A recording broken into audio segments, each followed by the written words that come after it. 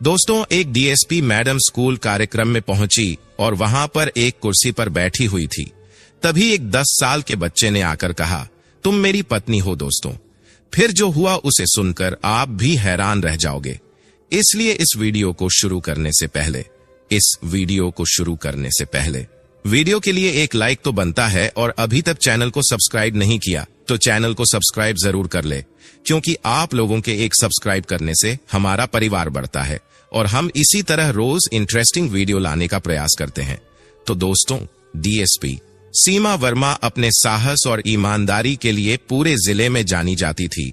तेज दिमाग, कड़क आवाज और अनुशासन से भरे व्यवहार के कारण लोग उन्हें बहुत सम्मान देते थे। एक दिन उन्हें स्थानीय सरकारी स्कूल के वार्षिक समारोह में मुख्य अतिथि के रूप में आमंत्रित किया गया।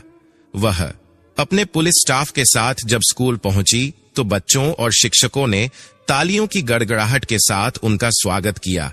मंच पर पहुंचते ही प्रधानाचार्य ने उनका परिचय दिया और उनसे प्रेरणादायक भाषण देने का अनुरोध किया। सीमा मैडम ने बच्चों को ईमानदारी, मेहनत और आत्मनिर्भरता का महत्व समझाते हुए अपने बचपन के संघर्षों की कहानी सुनाई। कार्यक्रम के दौरान जब वह बच्चों से बातचीत कर रही थी, तभी एक 10 साल का लड़का उनके पास आकर खड़ा हो गया।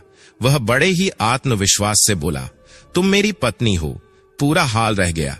शिक्षकों ने हैरानी से उस लड़के की ओर देखा। कुछ बच्चे हंसने लगे तो कुछ फुसफुसाना लगे। सीमा मैडम भी चौंक गई। उन्होंने लड़के की ओर ध्यान से देखा। बड़ी बड़ी आंखें, मासूम चेहरा, मगर उसके अंदर एक अजीब सा आत्मविश्वास था। सीमा ने खुद को संयमित किया और मुस्कुराते हुए उससे पूछा, बेटा तुम्हारा नाम क्या है? मेरा नाम अर्जुन है। लड़के ने बिना झिझक जवाब दिया। अर्जुन, तुमने ऐसा क्यों कहा? सीमा ने प्यार से पूछा। अर्जुन ने एक गहरी सांस ली और फिर बोला, क्योंकि मैं अपने पिछले जन्म को याद कर सकता हूं। तुम मेरी पत्नी थी और हम साथ में बहुत खुश थे। अब तो सभा में खुसर फसर बढ़ गई। कुछ लोग हंसी में बात को टालने लगे तो कुछ लोगों के चेहरे पर डर और आश्चर्य के भाव थे। सीमा भी उलझन में पड़ गई। क्या यह महज एक बच्चे की कल्पना थी या फिर इसके पीछे कोई गहरी सच्चाई छिपी थी? पूरे हाल में सन्नाटा छा गया। सीमा मैडम को समझ नहीं आ रहा था कि इस स्थिति को कैसे संभालें। अर्जुन की मासूम आंखों में सच्चाई झलक रही थी, लेकिन सीमा को यह सब कोरी कल्पना लग रही थी। उन्होंने खुद को संयमित करते हुए कहा, अर्जुन, तुम जानते हो कि तुम क्या कह रहे हो?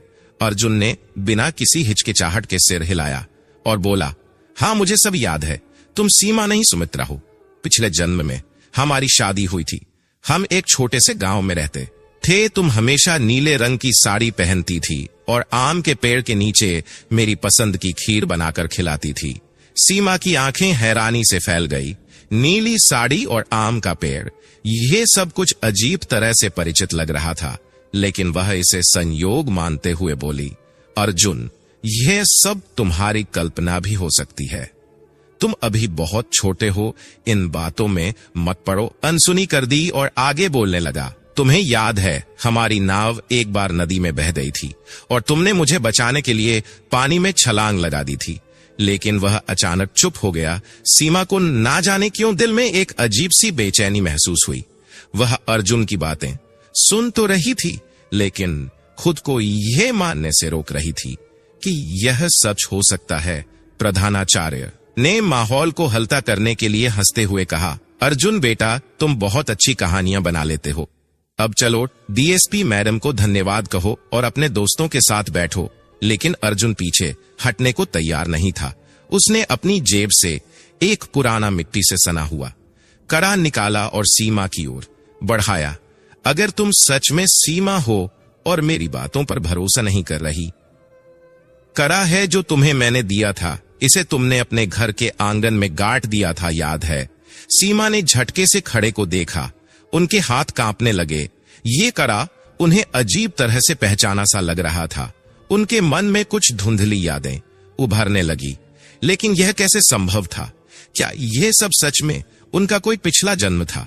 क्या अर्जुन सच कह रहा था या फिर यह केवल एक संयोग था? सीमा मैडम के हाथ कांप रहे थे। उन्होंने खड़े को धीरे धीरे पकड़ा और ध्यान से देखा।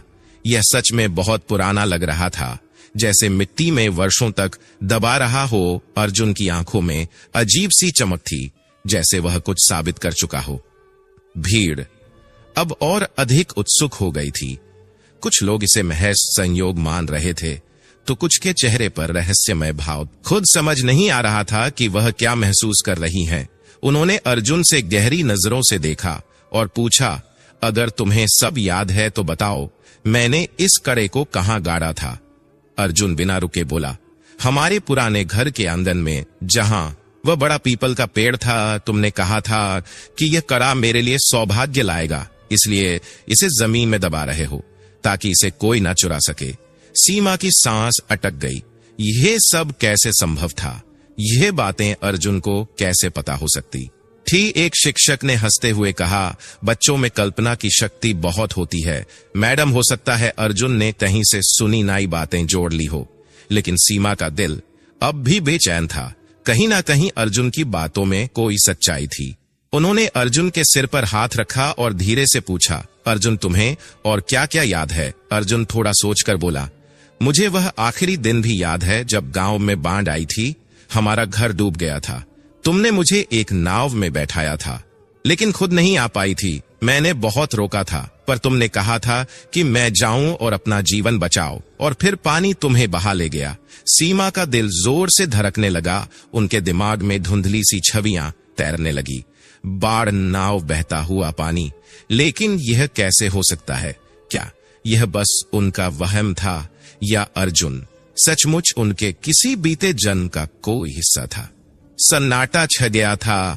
सब हैरानी से अर्जुन को देख रहे थे। कोई कुछ बोल नहीं रहा था। सीमा को लगा कि यह सब यहीं खत्म नहीं होना चाहिए। उन्हें अर्जुन की बातों की सच्चाई पता करनी होगी। उन्होंने गहरी सांस ली और अर्जुन से पूछा, क्या तुम्हें हमारा गांव याद है? वहां कैसे पहुंचा जा सकता है? अर्जुन ने सिर हिलाया और बोला, हाँ, मैं तुम्हें वहां ले जा सकता हूं। अब सवाल यह था, क्या सीमा इस रहस्य से पर्दा उठाने के लिए अर्जुन के साथ जाने को तैयार होंगी? सभा में सन्नाटा, लेकिन सीमा के मन में सवालों का तूफान उठ रहा था। क्या यह सच में संभव था? क्या अर्जुन की यादें उसके किसी बीते जन्म की परछाई थी? यह महज संयोग और कल्पना का खेल था। उन्होंने अर्जुन की आंखों में देखा। वहां कोई हिचकिचाहट नहीं थी, कोई डर नहीं था, बस एक अटूट विश्वास था कि वह जो कह रहा था वही सच था। सीमा ने लंबी सांस ली और कहा, अगर तुम्हें गांव का रास्ता याद है तो मुझे वहां ले चलो। मैं खुद देखना चाहती हूं कि तुम्हारी बातों में कितनी सच्चाई है। अर्जुन उत्साहित हो गया और बोला, हमें ज्यादा दूर नहीं जाना होगा। वह गांव की दूरी पर है। प्रधानाचार्य और अन्य शिक्षकों ने चिंता जताई। मैडम, आप सच में एक बच्चे की बातों पर इतना भरोसा कर रही हैं? सीमा ने गंभीर स्वर में कहा, मैं सिर्फ यह देखना चाहती हूं कि सच क्या है। अगर यह सब महज संयोग है तो कम से कम एक भ्रम टूट जाएगा, लेकिन अगर कुछ सच्चाई हुई तो हमें इसे समझने का मौका मिलेगा। सीमा ने अपनी गाड़ी निकाली और अर्जुन को साथ लेकर बताए गए रास्ते की ओर निकल पड़ी। उनके साथ उनका एक भरोसेमंद कांस्टेबल यादव भी था। रास्ते में अर्जुन लगातार बताता रहा कि कहां मुड़ना है, कौन कौन से स्थान परिचित लग रहे हैं। सीमा को हैरानी तब हुई जब वह सच में एक पुराने सुनसान गांव के पास पहुंचे। चारों ओर वीरान घर थे, कुछ उजड़े हुए तो कुछ अधगिरे। ऐसा लग रहा था कि वहां वर्षों से नहीं रहता था। अर्जुन ने दूर इशारा किया और बोला, यही वह जगह है, हमारा घर यही हुआ करता था। सीमा ने गहरी सांस ली और गाड़ी से उतर गई। चारों ओर बर्बादी के निशान थे। यादव ने आश्चर्य से कहा, मैडम, यह गांव सच में सुनसान लगता है। क्या यहां पहले कोई बड़ी आपदा आई थी? सीमा ने अर्जुन की ओर देखा। उसने बिना किसी हिचक के एक टूटी फूटी जगह की ओर इशारा किया। यही वह आंगन था जहां हमने वह कड़ा गाड़ा था। अगर खुदाई की जाए तो शायद कुछ और मिल सकता है। सीमा को झिझक हो रही थी, लेकिन उन्होंने यादव को इशारा किया। यादव ने पास पड़े एक लकड़ी के टुकड़े से जमीन को खुरचन शुरू किया। कुछ ही देर में मिट्टी के नीचे से एक पुरानी जन लगी हुई चूड़ी निकली। सीमा का दिल जोर से धड़कने लगा। यह कैसे संभव था? उनके हाथों में वही चूड़ी थी जो काना तहीं जानी पहचानी लग रही थी। अर्जुन ने चूड़ी को देखा और मुस्कुराते हुए बोला, मैंने कहा था ना तुम मेरी पत्नी थी। सीमा को पसीना आने लगा। अब उनके पास कोई जवाब नहीं था। क्या यह सच में पुनर्जन्म का कोई प्रमाण था या फिर सिर्फ एक अद्भुत संयोग? लेकिन यह अंत नहीं था। यह तो अभी बस शुरुआत थी। पस्मा के हाथों में वह पुरानी जंग लगी चूड़ी थी। उनके दिल की धड़कनें तेज हो गई थी। यह सब महज संयोग था या सच में उनके अतीत की कोई कड़ी? अर्जुन की आंखों में चमक थी, जैसे उसने कुछ साबित कर दिया हो। यादव ने हैरानी से कहा, मैडम यह तो सच में अजीब हो रहा है। यह लड़का जो भी बता रहा है, ये लड़का जो भी बता रहा था, वह अब सच साबित हो रहा है। सीमा खुद भी असमंजस में थी। अर्जुन ने चारों ओर देखा और धीरे से कहा, अगर यहां थोड़ा और आगे बढ़े तो हमें वह कुआं दिखेगा जहां तुम रोज पानी भरने जाती थी। सीमा को यह सब अब कल्पना से परे लगने लगा था। उन्होंने आगे बढ़ने का फैसला किया। यादव और अर्जुन के साथ वह गांव के अंदर जाने लगी। रास्ते में टूटी फूटी दीवारें और उजड़े हुए घर दिख रहे थे। ऐसा लग रहा था कि सालों पहले का शिकार हुआ होगा। कुछ दूर चलने के बाद अर्जुन ने एक जगह इशारा किया। यही वह कुआं था, लेकिन अब यह पूरा मिट्टी से भर गया है। सीमा ने उस जगह को देखा। वहां सच में एक पुराना कुआं था जो अब सूखा और मिट्टी से भरा हुआ था।